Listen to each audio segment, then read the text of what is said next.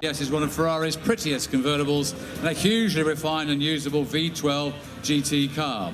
Styled by Pininfarina with a very clean, elegant design, it was first introduced at the 1966 Paris Motor Show. Only 99 were built, all powered by a 4-litre Colombo V12 fed via triple Webers and producing 300 horsepower. And this exquisite example was sold new by former racing driver, team owner of Écurie Francorchamps, pillar of the Ferrari community and Ferrari dealer, Jacques Swatars in Brussels, to a customer in Antwerp. In 1973, it was sold to a customer in Toronto and spent the next 30 years in Canada.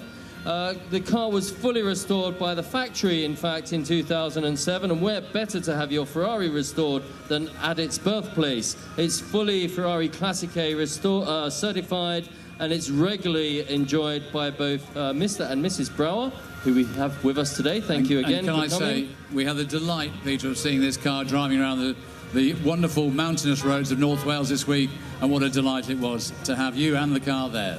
Thank you very much for bringing it. Elegance in motion, I think. Definitely.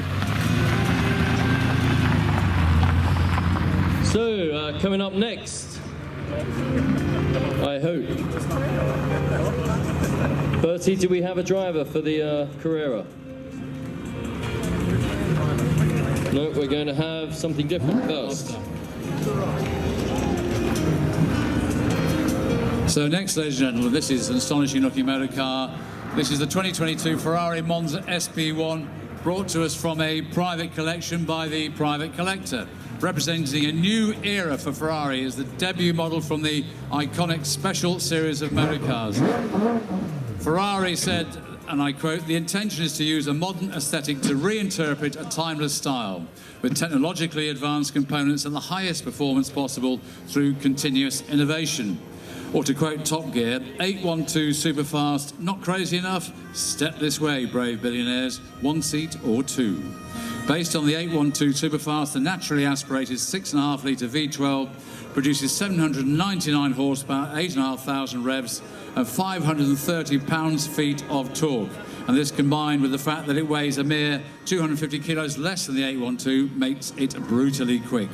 And its lack of roof or a windscreen, and you can tell us all about this, as means that it's a visceral, highly focused driving experience, devoid of any unnecessary distractions, except the odd wasp in the nostrils, I imagine. Not that you would notice one at those speeds. The Top Gear again said, as anyone who's ever been a teenage boy will tell you, now listen carefully to this, something that looks scary is nothing like as intimidating as something that looks beautiful. So, and the Monza is very, very beautiful, and not just that. So just 500 SP1s were built, and this car specified to match the owner's original 1955 Ferrari 750 Monza. So thank you very much to the private collector for bringing it. Thank you so much. Nice to see you. You can go.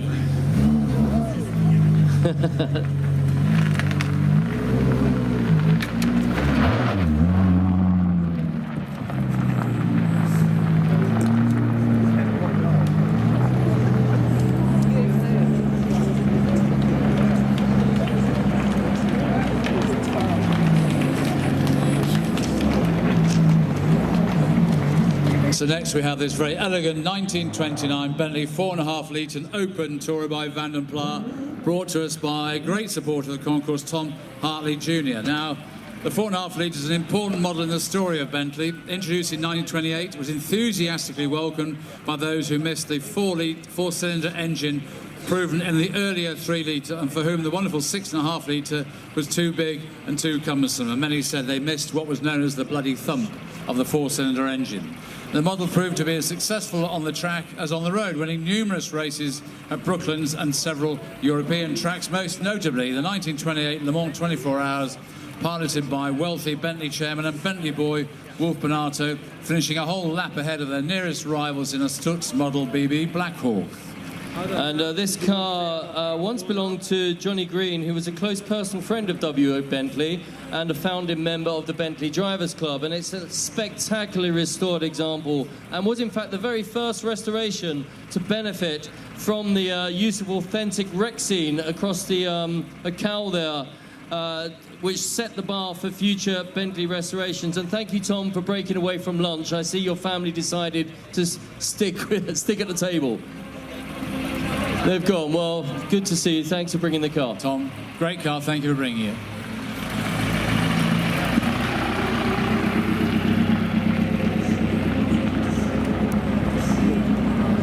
I believe we now have a driver in his 2005 Porsche Carrera GT Zagato. Good to see you. It's Guy Zeiser, is that correct? Oh, it's not. It's sort of. Who do you want to be today? So, with its dry sump 5.7 litre naturally aspirated V10, originally developed for footwork Formula One, carbon fibre monocoque, lightweight aluminium wheels, Porsche achieved staggering performance from this 605 horsepower mid-engine supercar, 0 to 100 miles per hour in under 7 seconds, and a 205 miles per hour top speed. And it's a real driver's car with a 6-speed manual gearbox. The Carrera GT offers one of the last truly analog supercar driving experiences before the current era of turbocharging, hybrids and paddle shifts. And it's a car that you have to, I think, be respectful of as well. I think so, yeah. The Carrera GT was Porsche's flagship from 2003 to 2007 and a demonstration of the marque's incredible engineering prowess. And this example is one of just 6 rebodied by legendary Italian design house Zagato and features their signature double bubble roof design as well as numerous other bespoke aerodynamic improvements. Thank you very much for bringing it. This is the 2005 Porsche Carrera GT Zagato. Thank you.